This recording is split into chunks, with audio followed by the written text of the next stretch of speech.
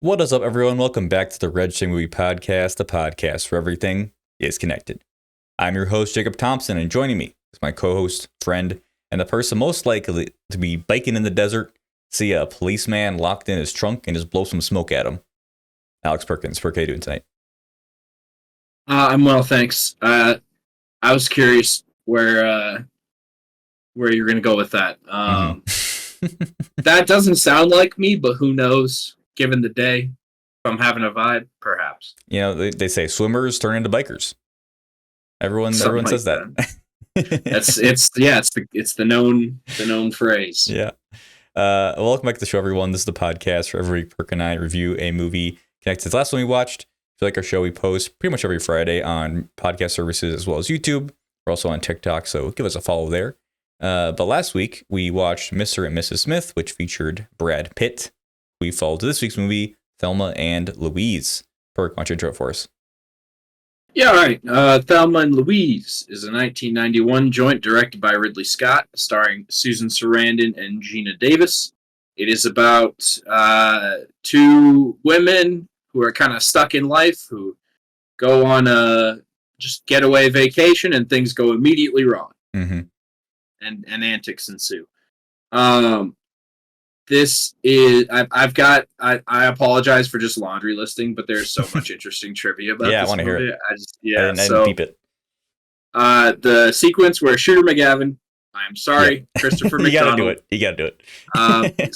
A quick aside, that poor guy.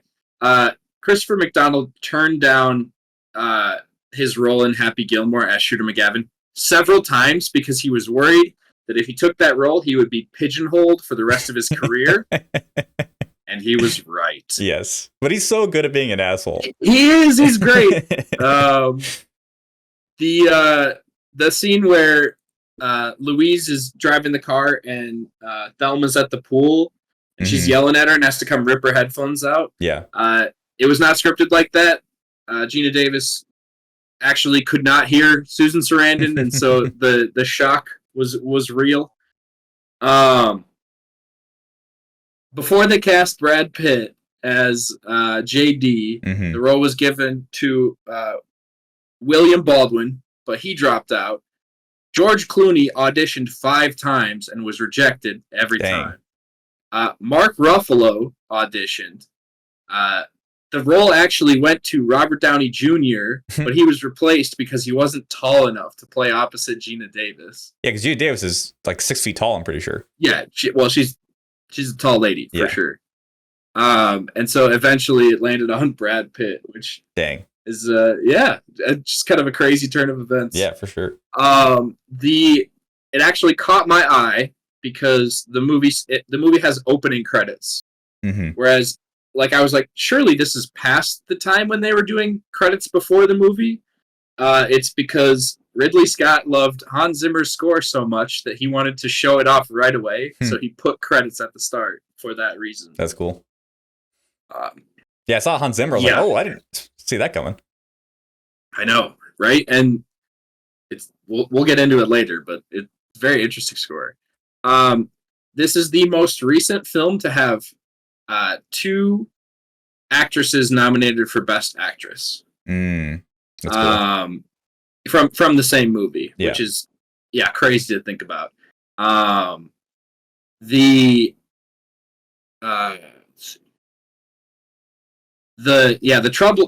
unfortunate timing for this movie, but it came out the same year as Silence of the Lambs.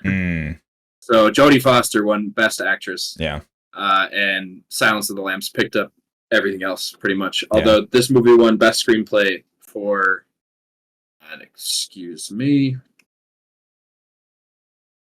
Callie Corey's script. This movie is written by a woman, and that's incredibly important. I would say. Yeah, 100%. I'm glad it won something at least. Yeah, it was the right thing to recognize too, in my opinion. Yeah. Goldie Hawn and Meryl Streep wanted to make a movie together, and this was one of the scripts they looked at. They ended up passing on it to make Death Becomes Her, which was a critical failure. Just funny. Let's see. There was a one more in here. Yeah, wasn't there another pair? Yeah, my yeah. So Michelle Pfeiffer and Jodie Foster were originally going to be the leads, but getting production started took so long that they had to go to other commitments, which worked out for Jodie Foster for sure. But like the star power attached to this movie over the course of its production is so crazy. I wonder what it was.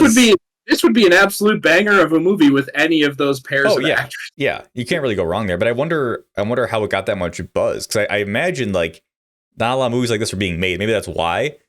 Maybe this was like the Barbie of 1991, where everyone just wants to do it. You know, I don't know. But on top of that, an extra layer to that too, because you would think maybe it was because Ridley Scott was attached. This is one of his early movies, right? Yes, but also it was Michelle Pfeiffer's idea for him to direct. Oh, interesting. Yeah, it's just like this movie, man. It's got so much lore. Yeah. Well, let's get into it, Perk. What'd you think of Thelma and Louise? Oh, it's a banger, Jacob. It really is. It's so good, dude. I had my experience with this movie is I thought I had seen this a long time ago. Mm-hmm. I'm wrong. I'm obviously wrong, because there's no way I watched this movie as a kid. Yeah. Reasons that become obvious very early in the film. Mm-hmm. All I knew about it was I knew the ending. Did you know the ending before you watched this? So I knew it was sad. Okay. People told me it was sad, but as soon as it happened, I recognized like the Family Guy version of it. Which is kind of unfortunate. I wish my brain didn't just go to the parody of it immediately. But no, I wasn't waiting for that to happen. I just knew it was going to be sad. Yeah, I had known the ending, and I remember when I was like younger, I thought, that's so dumb. Why would you end a movie like that? Mm-hmm. And now I'm sitting out here like tears in my eyes, like, hell yes, take me with you. Mm-hmm. Yeah, this movie is outstanding. It completely captivated me, and I think the thing that got me the most was like Thelma's arc is just so interesting to watch, and just how their roles reverse throughout the movie, of Louise kind of starting as the rock and the kind of person in control of the relationship, kind of, and then that completely flipping by the end of it. And just the humor of it, there's so much like funny stuff and great lines. And yeah, they don't you root for them because they don't really do anything wrong. Like, they're put in a situation that's horrible, and it's, not really their fault. And they kind of just have to do these things to survive. But at the same time, they're having fun. Like, you can just tell how much fun they're having. And it's just great. Like, and it has one of the best like feminist messages I've ever seen, like in a film. Like, because it's just so, not subtle, but you could tell like they're not like pointing at the camera telling you what, like, they just show you. They just show you what they're trying to convey, and you just get it. Like, it's so well done. Yeah, that message is great, because, and there are obviously some characters in here meant to just portray stereotypes, but these are all believable characters they run into. Yeah. And yeah, pretty much it is like men bad. Yeah. And you know what?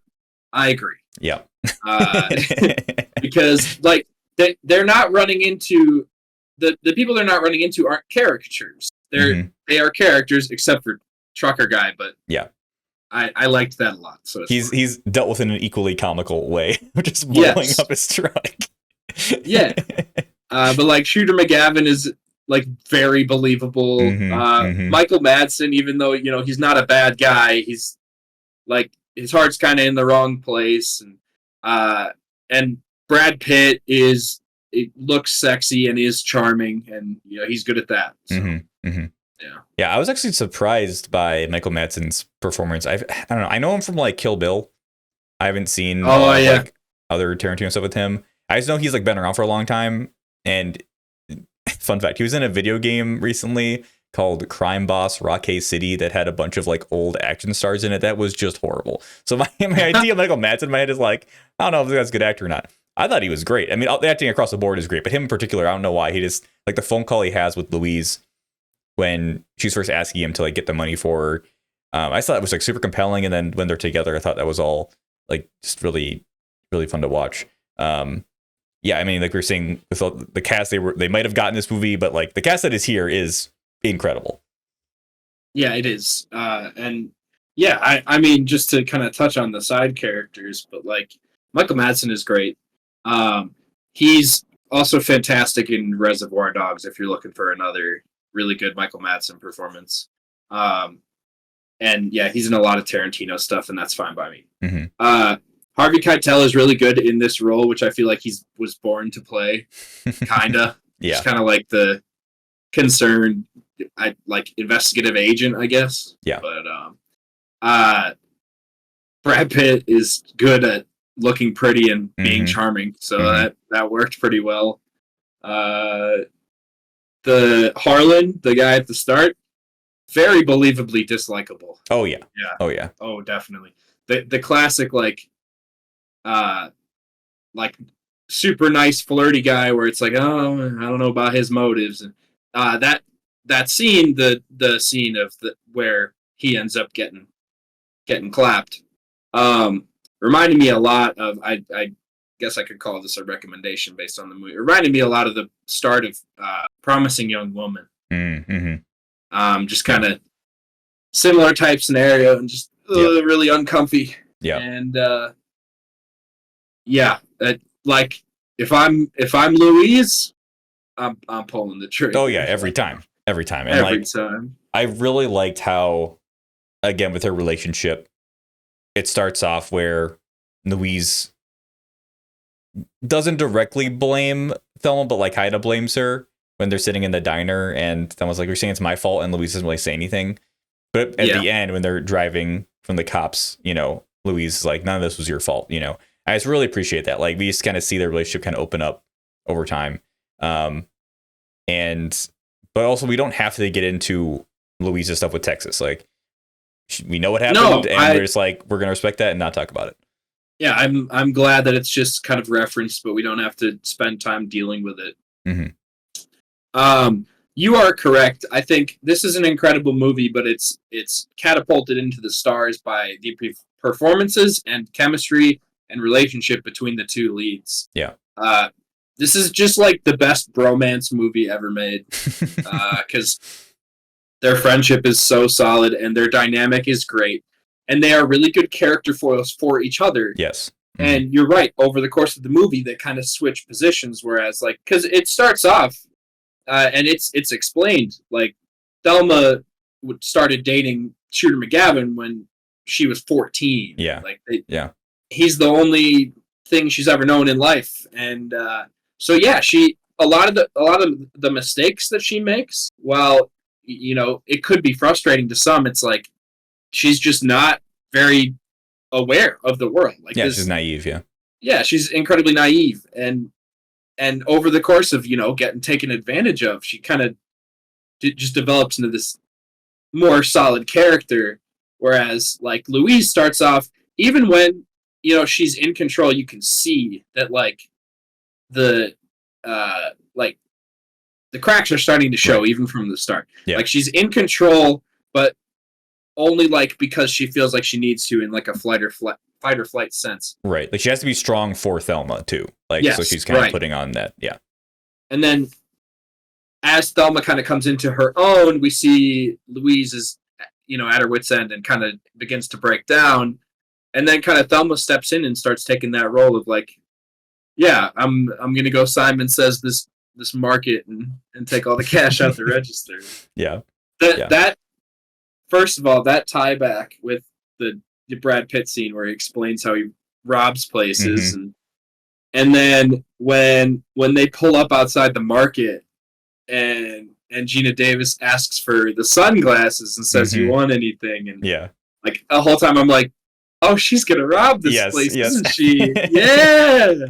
And I love how they show it where, it's just Louise sitting in the car, there's a creepy old lady staring at her. And then, she runs back and then, well, what'd you say? And we cut to the footage. And we see the Harvey Keitel and them watching the footage of it. And it's perfect, man. It's perfect storytelling. Yeah, and I forget the exact quote, but like all the guys in the room just go around the room and say, wow. Yeah. Or something like that. It's like... Yeah, we can touch on like the comedy of this movie. Man, there are some just really funny stuff. Like, when they get pulled over by that cop and they end up, locking him in the trunk and all that. It's so funny. And I think Thelma has a line of like, I just feel like I'm really good at this, you know. It's just like surprisingly getting the hang of this, and they have just so many good lines, and they're just it is so fun to watch. I just really appreciated the levity of this movie.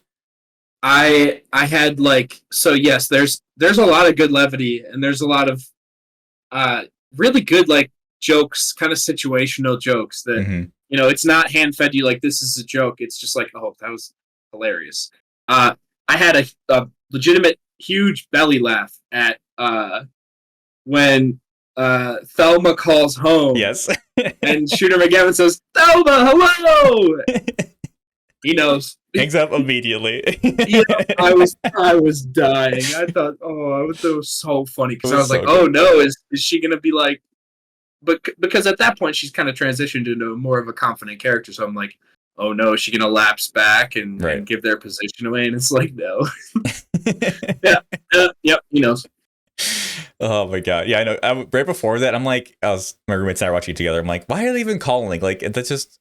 It's not worth it, the risk, but I'm like, it was worth it for that joke. That joke, yes, it was so good. Oh my god, yeah. No, this is just, man. It's 'cause we're laughing in this movie, but also like the themes are just hitting. Like, yes. we get the conversation of Thelma being like, I'm not going back no matter what. Like I understand now who I am as a person, and the life that was in the past like is just not me, and there's no way I can go back there. And I was. Do you remember in high school? I don't know if you were in my class or not. We read that book, The Awakening, and yes, I did. Really just hated it. I hated that. I hated that book so much. And it's like this is how you do it right here. This is how you do it. It was so believable, and like I don't know. I really really appreciate it in this one. Also, Jacob, I feel like we probably would have a different perspective on The Awakening now that we're not 17-year-old boys. That is valid. That is valid. I guess I can't speak to that now, but I don't know. It worked very well in this movie, and I think in that scene too, you kind of again see Louise like being a little uneasy about it. I think she still has feelings for Michael Madsen, maybe or whatever, and she's like, I don't know. And yeah, it was just really cool to see Thelma like just come into her own as a person in this.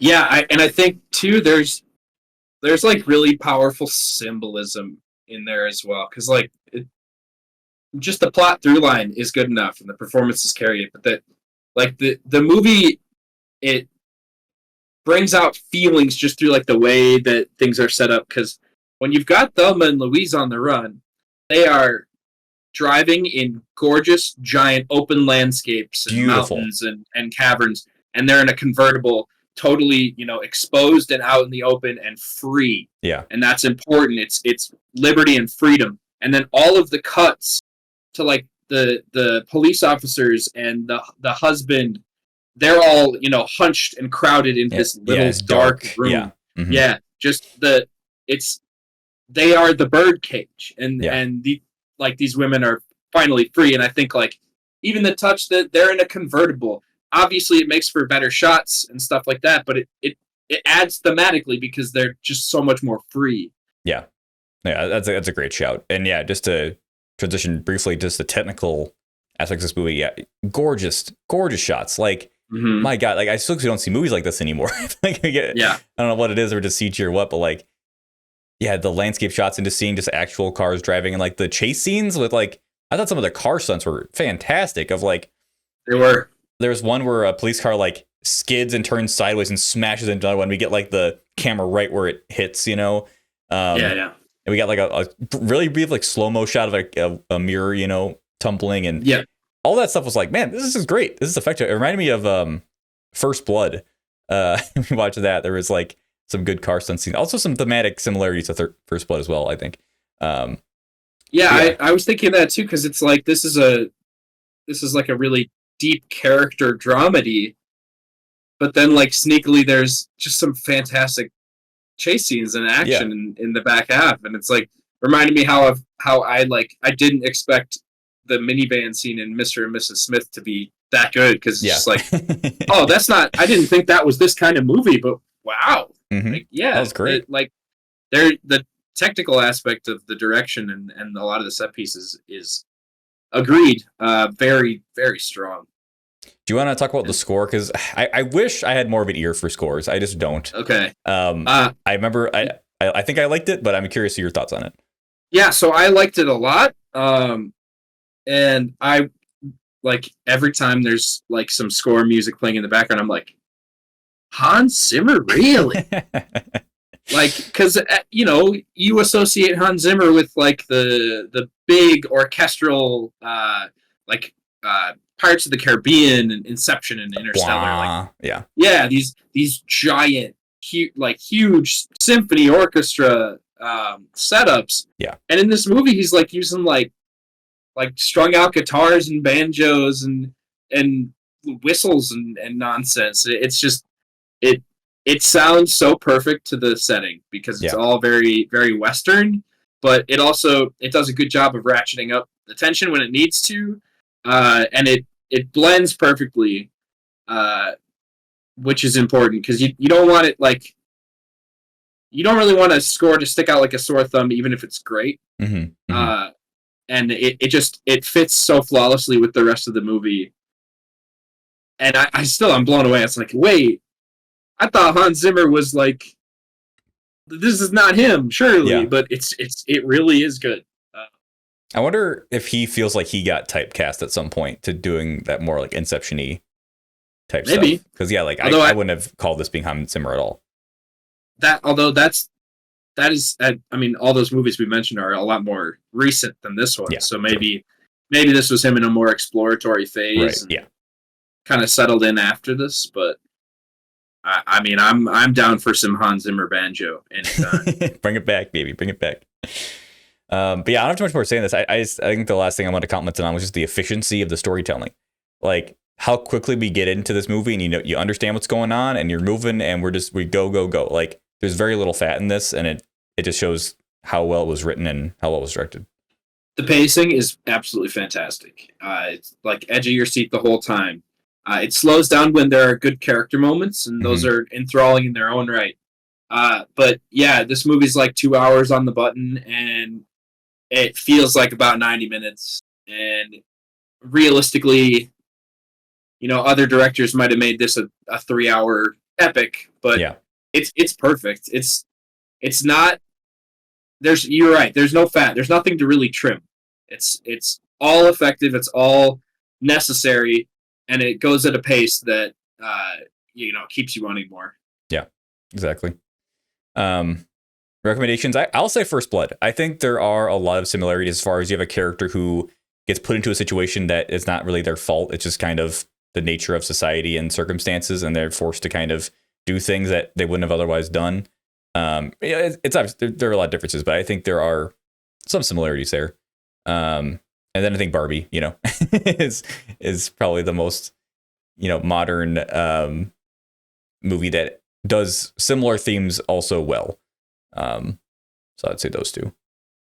I already mentioned Promising Young Woman, although that's a hard movie to recommend to anyone, especially because of the scene that I'm using as a comparison between the two.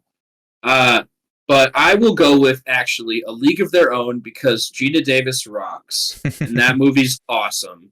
And I kind of want to watch it again. That was almost on my... we almost watched that next week, but I chose a different one since I've not seen it. I've heard very good things. It's awesome. But it's really a good heartfelt movie. Well, that is our review of Thelma and Louise. Hope you liked it, and I hope, if you haven't watched it yet, go watch it. It's a great movie. Yeah, give it a go. It is absolutely worth your time. 100%. Before we end, though, it's time for some bonus reviews. I got 2 of them, and Perk's got 0, so he's going to sit back and listen and maybe ask some questions. I don't know. We'll see. I'll start off with, this is both on Netflix this week, Perk. Start off with Mike Birbiglia's new comedy special. I'm a big Birbiglia fan, and his new special is The Old Man in the Pool. It's similar to his last show, the new one, and it was a kind of a Broadway or like a stage play, more of like a one-man show type feel than like a comedy show. It's really good. I mean, it's hard for me to personally beat My Girlfriend's Boyfriend. That's my favorite special of his.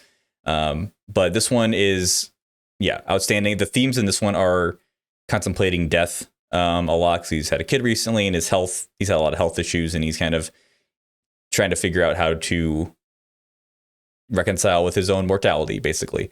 And there's a lot of comedy around that. And trying to exercise and eat healthy and all that stuff. But yeah, it was great. I mean, he's such a good storyteller, and yeah, I just really like how he structures his specials of having his long story, but pops out for tangents and anecdotes along the way, for comedy and all that. So, yeah, for a big Birbiglia fan, it's a must watch. If you've never seen him before, give it a try. It's if you like storytelling comedians, I think you got to check him out at some point.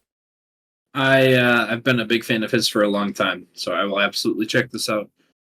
Yeah. I've seen 3 or 4 of his specials. I think I may have missed the previous, but I remember vividly the story of him jumping through a plate glass window. Yep, when he was sleepwalking. Yeah. And yeah, thankfully in this one too, if you haven't seen all of his stuff, he catches you up on certain things that are relevant. Okay. But yeah, his last special, the new one, was about having his daughter, and she comes up a lot in this one. So I don't know, could be a good double feature there. For sure. But yeah, he's great. I'll try and check it out. I'm always down for his storytelling. Yeah.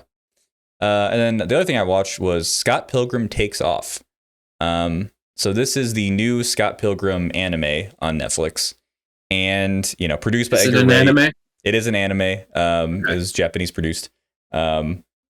Edgar Wright also produced it, and it's all the original. It's all the same cast from the movie. Michael Cera, Mary Elizabeth Winstead, Brie Larson. They got everybody. Which is casting in that movie is absolutely fantastic. Incredible, yeah. So that's super fun.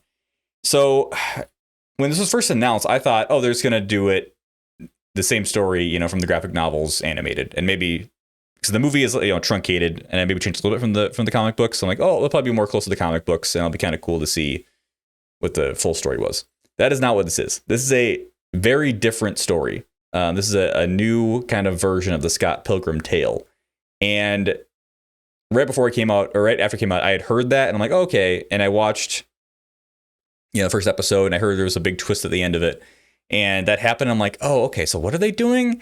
And it is way more different than I thought it was going to be. Like, it is significantly different to the point where I think it's a great companion piece to the movie. I would not recommend watching this without seeing the movie. I know some people have said that, but I really think you should watch the movie or read the books before watching this, because I think it works very well as a companion.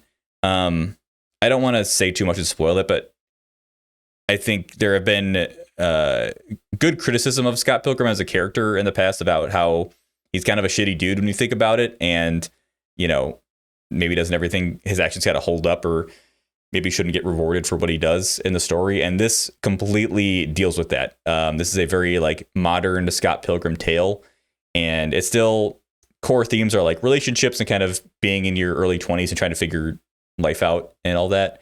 I definitely liked it. I feel like I'm not as hot on it as a lot of people are. I feel like it kind of drags in the middle. I think episodes 4 and 5 out of 8 are pretty slow. But I think the ending is phenomenal. And this is another case where the ending really brings it all together and, saves the shows a bit much, but it really just helps kind of make it a whole package. So, yeah, I definitely recommend it if you're a Scott Pilgrim fan. As an anime fan, I think it's also solid, but it wasn't completely, I don't know. I think maybe too, because I haven't dealt with a lot of the relationships that are dealt with in this movie or in this series, that I don't have as much to relate to. But it's good. If you're like Scott Pilgrim, I'd say you definitely should watch it, because it's a great time, and it's really fun just to see the cast back. Chris Evans as Lucas Lee is just hilarious, and Kieran Culkin is great. Just some of the best casting we've seen. So yeah, check out Scott Pilgrim Takes Off. It is not what you expect. Okay. Yeah, I mean, I'm glad you say they touch on kind of the themes of Scott not being a great guy. Cause I think that is a theme in the original movie that just is kind of lost on a lot of people. Right. Because it's there. I mean, Scott is a douchebag, and that's kind of the point. And to the point where the evil version of Scott is a nice guy, So right. What does that say about the nice version of Scott? Right. I think people just get caught up in the editing and the comedy of it, and sure, which is cool and it's super fun to see. It's hard not to. It's fantastic. But yeah, I think that sometimes you can kind of missed that of, wait a second. Sure. Scott was dating a high schooler, and this was kind of weird, and he didn't tell her he was dating Ramona and all that stuff. Yeah. But, you know, they deal with all that in a really, really smart way. Okay. And the last episode is super hype, and it's like, all right, that was cool. Nice. So yeah, Scott Pilgrim takes off. It did not mean what I thought it meant when I started watching this series. So, yeah, that is our show for this week. Thank you everyone for watching. Next week, we are following Harvey Keitel to another Ridley Scott flick, The Duellists. I heard about this movie on Corridor's YouTube channel. They were talking about sword play choreography, and this came up as like one of the better films that does it. So very excited to see the fights in this movie. So The Duelist, it is on Kanopy and Pluto TV. I think both those are free with ads, but of course, you know, you can rent it. I think Kanopy is proper free if you have a library card. Oh, that's a shout. Yeah. But I'm excited because it's only 100 minutes long, so it won't be super long movie. So yeah, The Duelist on Kanopy or Pluto TV. Until next time, thanks for watching. Bye. See ya.